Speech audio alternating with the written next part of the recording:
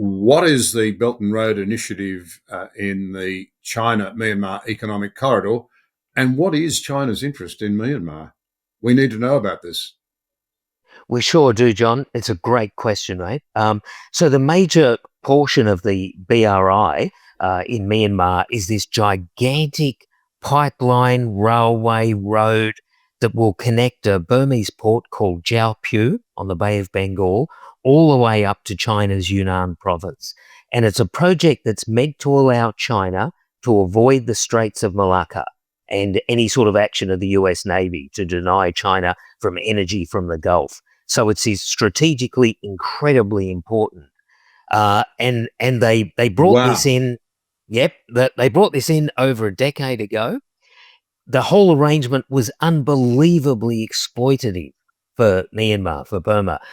It was a project that didn't make any sense at all from the Burmese side, but made all the sense for China. And yet, because this deal, when it was first done, was done by Myanmar's military and China, basically Myanmar agreed to take on massive amounts of debt to build this thing, even though, as I say, didn't make economic sense at all for Burma, Myanmar, but it would have imposed great debt on them. So this deal was done. When I went over to help Aung San Suu Kyi after 2016, when she took up office, this was priority number one, was to renegotiate that and go to the Chinese and say, look, the past military regime signed this deal. It makes no sense for Burma. It burdens the country with massive debt. She, being an incredibly courageous and very convincing person, she went to Xi Jinping and turned the deal around, turned this $10.8 billion debt diplomacy disaster into something that Burma could use and just removed a lot of the, negative aspects of this deal. So that was done. This was back in 2018. After the coup of 2021, it's back. So here we are in 2025. Now Myanmar is saddled with this massive debt. This project is going ahead. It's all about China, but Myanmar is going to end up paying for it. It's just a dreadful circumstance, but I'd have to say it's just one of a piece, because the relationship of China to Myanmar overall is unbelievably exploitative, whether it be this particular port project, but whether it be the whole issue of rare earths that I mentioned before. So China is extracting massive amounts of rare earths from Myanmar. In fact, about 40% of all the rare earths that have developed in China actually come from Myanmar.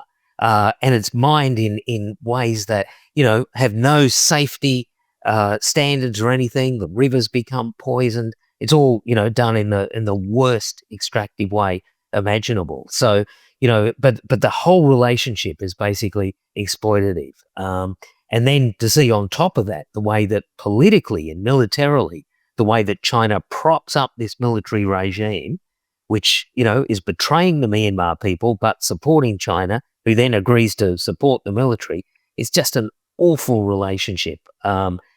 To me, it's the worst relationship that I know of in the world, strategically. So you're saying it's not only terrible for Burma, it's potentially very threatening as China seeks basically to dominate, presumably, the Pacific region and ultimately beyond, that militarily this could be extraordinarily dangerous.